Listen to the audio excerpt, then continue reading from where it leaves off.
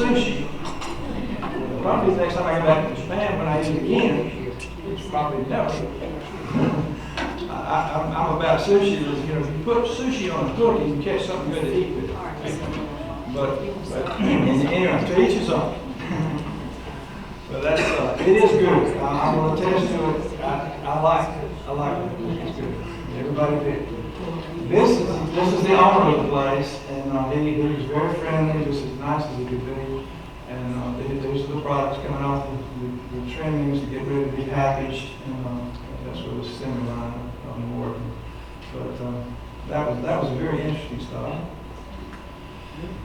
Going along the countryside, I just got this one as a demonstration. I could have shown you several, but these are rice fields at various stages of production. This is rice harvesting equipment. A lot of that in the valleys between Tokyo and Sendai that we saw. This is the front end of the train I was telling you about. It looks like an animal everywhere. It's like a crocodile or something coming at you. But it is very aerodynamic. That's it. So the next stop in the Sendai region was a Wagyu farm, and this is the owner of the farm. And he had just gotten one of the most prestigious awards for one of the demos that he'd done in competition with other growers. And Mark again, I think they covered that ad. They used him several times. And that's those of you that go down to Oak Park, Southern Livestock, that's the Southern Livestock hat that I was wearing. And I told Clay Floyd, I took his hat all the way to Japan, I wore it, and I got it in a few pictures for him. And I said, I want you to remember that next time my calves don't bring any money. But that's, you see here too, they're very conscious of keeping pathogens out from people that might go from one farm to another, so they want you to cover your feet with plastic wear and put on these plastic coverings. But that's just precautionary. That's Tom again. Remember I told you he was sort of our MC at all of our stops and visits. And he's describing the houses that they've raised them in. They are houses. They remind me a lot of the chicken houses of bygone years in dimensions. They're open on the outside like this, where you can raise and lower these panels if it's bad weather they come down. The other side, there's another house just like this one facing this way, and the aisle in the middle is where the trucks go through to put the feed on both sides. So, and they're divided into pens like this. And the pens are varying in size. When they start them out as young calves, basically in the 600, 700, 800 pound range, they might have them in some pens. There would be 4 to 6 animals each, depending on how much room they've got, because they won't have room to walk around. As they get bigger, they progress to 2s and 3s, and in some cases where they got a double pen, they might be 4. But when they get to the finishing stage, where they're near the end of the feeding cycle, these animals will finish a process at nearly 1 ton. That's a lot bigger than a feedlot animal that we have.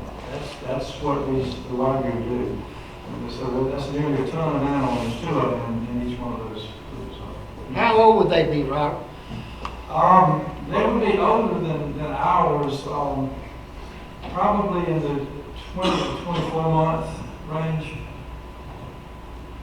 Because they grow slower initially before they get up to this stage, and then they feed them a specific ration to get them up to the point where they're at what they consider to be the best harvesting stage. Is that a ring in the nose? Yes, it is. That's to keep them from fighting and pushing each other, bruising each other, or something like that. Because they are confined. They're very gentle. You walk through them, they don't stir around, they don't shy away from you, they don't try to fight you or anything like that. But I'm sure they live their life right there in that place. In one of these areas after they come off grass.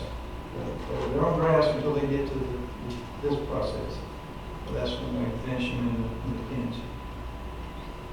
So they are, unlike some of our feedlots where they've got hundreds in there, can push and tussle and bruise each other and play, because that's what they do sometimes. So there's less of that kind of activity in this kind of system. So they say that it works best for them. This is just a picture of two of the guys, Christopher from Missouri, Missouri Corn, and this is the Farm Bureau fellow, Matt Lambert from Iowa. At each stop, it's customary for you to give people that you're visiting, you give them a token gift. It can be anything. It could be a set of nice ink pens, like in his case, it could have been a Farm Bureau pen and pencil set or something like that. Just an example of anything that you wanted to do. But the custom with this is just like it is with a business card. You are to present it with both hands, and they receive it with both hands, and you bow as you do this. And that's the respect for the exchange of bowing with the gift. So we did this, we repeated this process in each one of the stops that we did. That was just an example. Now we're back in Tokyo, and this Tokyo meat market is in downtown. Again, I'm using that term loosely. Downtown Tokyo, and it covers half of the city block, and it processes exclusively Wagyu beef. And now these animals are processed, and they're put in on the rails to run through an auction. And they have an auction is the same way they do the sale barn auctions, except you've got all the buyers standing over here, and they've got their sheets on the performances, and all of the information is pertinent. And they bid, and these buyers represent institutional feeds, hospitals, country clubs, corporations, those that want the high-end cuts, the high-dollar restaurants. And some of these carcasses were, that day, we got listening to those, how much did that one sell for? And they would say, well, that one, it went for $14,000. A half of a cap? Yes. A whole cap. Oh, both sides. Yeah, you get both sides for $14,000. 12,000, 11, 13. But again, this is a specialty product. This is special. So it has a place to go, and it gets cut and distributed. And there's a lot of meat in one ton animal. So that's where that was a fascinating stop too. This is where after the sale, they're processed and packaged according to the specs that the buyer would like to have. They go through the inspection process, and this is just a cutout showing the degree of marbling and that you find in the Wagyu. As you can see, it's quite abundant. That's what it is.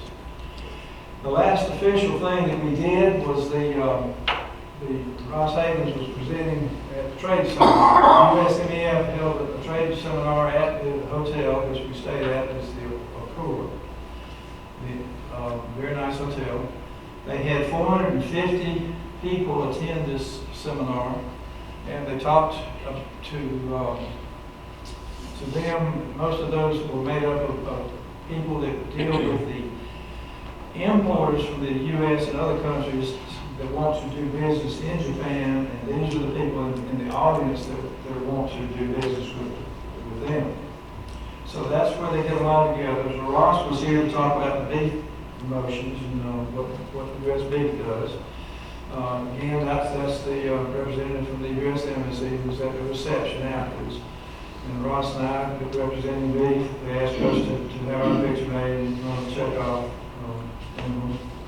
So we accommodated that.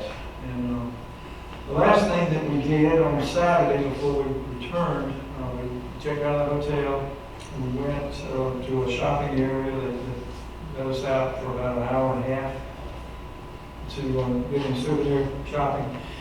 And then they took us after lunch, light lunch, to the Tokyo Skytree. The Skytree is a tower that is prominently located in Tokyo, and you have a tremendous panoramic view of the city from all directions. So, and marking his hat. So we go into the tower, and this is hard to see here, but this is the tower right here in the distance. It's got an observation area about midway up, and another one about 3/4 of the way up, and we went to both levels, which is fascinating because it's a great view. It's over, I think it's 1,400 feet. It's very tall. You can't see it, it will not do justice, but right there above those clouds is the dark tip of Mount Fuji. We never saw Mount Fuji until that moment, the whole trip, because the clouds between here and there always obscured it. It's 65 miles from Tokyo, but it's an iconic view when you can see it, because people think of Tokyo and the first three or four pictures are made in Japan, or one of them is at Mount Fuji. But that's what we saw there. And before we left the tower, there's my good buddy Mark and his buddy Mike, both of them from Nebraska, and me. So we got our picture made. I love Mark's shirt. He tells it yellow, man. But so we had our picture made before we left. Well, there. These are the sponsors that were involved in the trip. That's the Georgia Beef Board there, the Idaho Beef Council, Idaho Farm Bureau, Montana Beef Council, Nebraska, CDB, the Cattleman's Beef Board, soybeans, corn and wheat, corn, pork, corn. So that's a good view of the night sky of the sky tower, and that you can see is what Mount Fuji looks like from Tokyo. So that was our trip. Now we left this, since that's showing sunset, I'll tell you one more interesting thing and I'll wrap it up for questions. So it ends on the 14th, which is Saturday. We scattered in different flights. I was the only one on the flight back to Atlanta. A lot of them in the Midwest, including to Chicago, some of them to Denver, some of them to Seattle, some to Los Angeles. I was the only one on the Atlanta flight. So I boarded the plane. I'm the last one. I was the first one to get there and the last one to leave, as it turned out. But that's just about the schedule of the airline. So I flew Delta, and so Delta flight leaves at 6:15 on Saturday afternoon.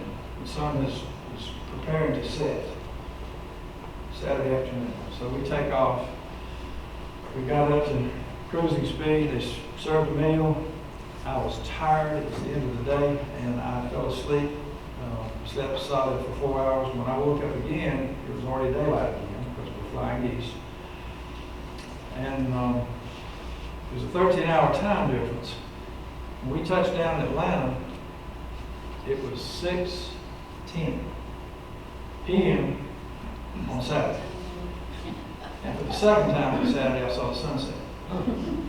It's the only time I've ever done that, and the only time I ever will. But that's the difference of time of modern travel. It's amazing to me that you can be in Tokyo, Japan, and back in Atlanta, Georgia on the same day. It was a great trip. It was very useful. It opened a lot of eyes from a lot of us that had not been before, and most of the guys from these organizations had not made the trip to Japan before. But it was impressive. It is a good market for the U.S. beef industry, as well as these other agricultural commodities, and it's stable. The Korean market is a very good market, but the Korean market is sitting right there under that little nutcase North Korea that he gets up on the wrong side of the bed, he's liable to launch a missile. So that's a little unnerving for people doing business, spending thousands upon thousands of dollars. And the Chinese market is a great market, potentially, but we all know that's a tug of war too. And now we're in the tariff engagement, and what will come of that remains to be seen. Hopefully it will be a fairer outcome than what it is today, because we certainly have difficulty getting into some of these markets because of the tariffs that already exist. But as far as the Japanese, we came away convinced that that's a solid market.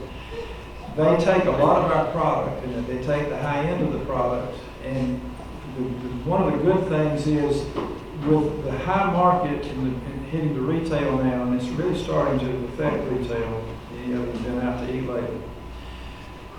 If there is a weakening and a pullback on U.S. beef demand domestically, we can sell just as much as we can load on the ships to go overseas, because they want our product. They want it. They know.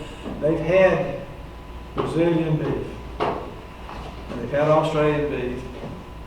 It's beef, but it's not the same as U.S. produced beef. Doesn't have the same genetics, doesn't have the same finish. It's different, and they know the difference. And they know it because of people like the USMEF and the other organizations that help to get that message out and across to those markets around the world. So it was a great trip. I'm going to stop there, and I'll open up for any questions anybody has. So with the high-end cuts, what is the value per pound of meat over there compared to here for your high-end cuts? The high-end steaks in most of those steakhouses, $200 to $300. They don't mind paying that money? No, they don't do it. They won't do it every day. But if they're going to do it on a weekend, they know what they want and they know what it costs. And the professional, the middle income people in Japan are making good money. They make very good money compared to what their cost of living has been for many years. So they place great emphasis on quality of food. They migrated way away from rice and fish in a high degree, and now they want more red meat protein mixed in. And so they know what it tastes like when it's good. And they know what it's just beef, and there's a difference. So there is still a strong market for the high end. Is the market share increasing? Yes, it is. Even the cost levels that it is now, it's still increasing. Do they have any industrial feedlots over there? No. All the meat they bring in there is ready to go. They don't have any. They don't have the land, and they can't produce what's going now. The corn and the soybeans, they can't produce that in quantity. Okay. The Japanese have to import a lot of their food, either their end product food or the things to produce the end products. They don't have the land. They've got a lot of people compared to us per square mile, and a lot of that mountain. I didn't have enough slides in it to show you. There's a lot of mountain regions, and there's a lot of places where you can't really grow anything but rice and some of those crops. But it's not practical for them to grow the feed, to have a feedlot operation and make it work. At mealtime, are they similar to the French and Italian, and it's not like us where we eat and go, and they take, a meal typically take an hour and a half kind of thing? Chopsticks have a lot to do with that. But no, to be serious, yes, they do. That again, it goes back to the culture. That's the time to slow down, breathe, meditate. It takes you back to the high-end beef. Right. Yes, savor it. Yeah, don't wolf it down. They make it an experience. So. Can we ship a bunch of forks over there and make some money? A bunch of what? Forks? Forks? Well, they have forks, and we can use forks, but they prefer you to use chopsticks. Okay. And they're really not that hard. Once you get to do it, even my stiff ankle, my stiff joints anymore, I can still make them work, because it's definitely in correlation to how hungry you are. But it's That's why the people are so short. Robert, yes. I noticed you wore your shirt that had the master's emblem on it. Did you get people to ask about your clothing? At the Masters, for the Masters, yes. Well, over there. I did. Over there. I did. In fact, when we went to the place that did the tones, Yes. that was, I'd asked Dan, I said, Dan, what do you want me to bring? I don't know what to bring. And he said, well, you can bring trinkets, keychains, pin sets, anything that's just that represents you or what, something that's unique. I said, well, I'm a volunteer at Augusta with the Masters. I've got a lot of Master stuff. With that, he said, well, you need to bring some of that. He said, I'll let you do it when we go to Sendai, because the owner of that plant is a nut about golf. He loves it. And Hideki Matsuyama, who won the Masters, hometown is Sendai. They think he's the Jack Nicklaus over there to them. So yes, they saw the insignia, they know what that means, and when I gave them scorecards and pencils with Augusta National on them, and a couple of caps, oh my goodness, they were They liked you. They were delighted to get that. They were, because it's unique, and you can't find them over there. So yeah, I did. Okay. Okay, thank you so much. Thank y'all. Robert, I appreciate it. Tried to wax that marble Mhm. stain. Yes. Did you have some of it? Did you try it? Did Yes, you oh, need yeah, some of it? yeah. So what was your impression of it? Is it really much better? It's still, we say that a lot of the marbling cooks out. Now, you saw that picture. Yes. There's a lot of flecks in there. It doesn't cook out fully, and to me, it held a little too much of the fat still in the fat stage, for my taste. Because I tend to trim the fat off. I like the flavor, but I don't want the fat. And so our highly finished is what I like. The Wagyu is still, it didn't taste bad, but it's certainly not worth the difference in the price I would have had to pay for it. I'd rather have what I'm used to. But that's just personal. But either one of them will be the chicken for. Anything else y'all want to know? Ms. Robert, thank you so much. Thank y'all so for much. coming. I've enjoyed being with y'all. Is there anything we need to talk about before we leave? Very. Other than this? I'll be getting Master Cattleman details out. Okay, all right. See y'all soon. Thank y'all.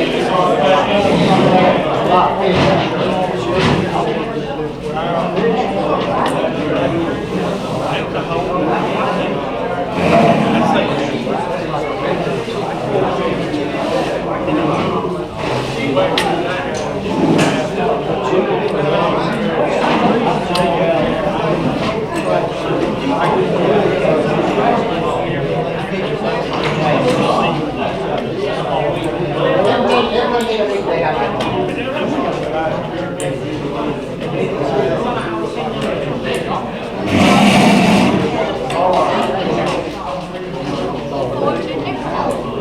What?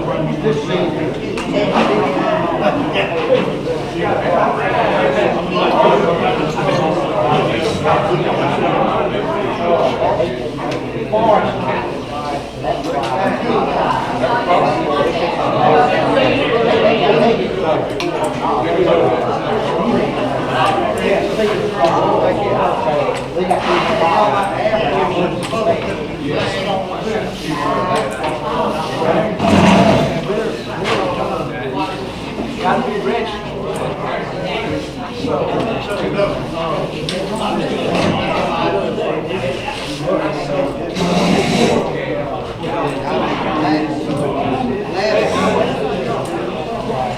Sometimes they better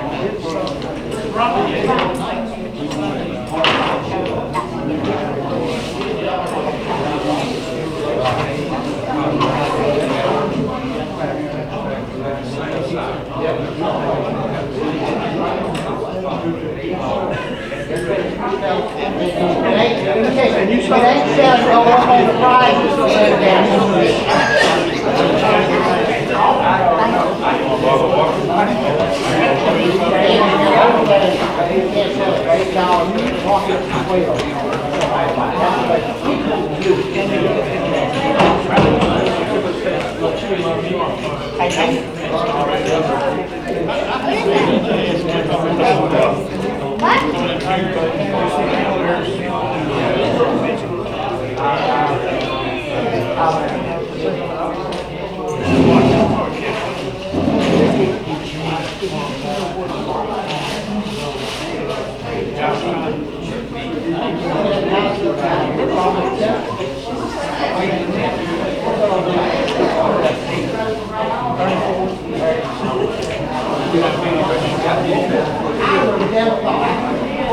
There we go.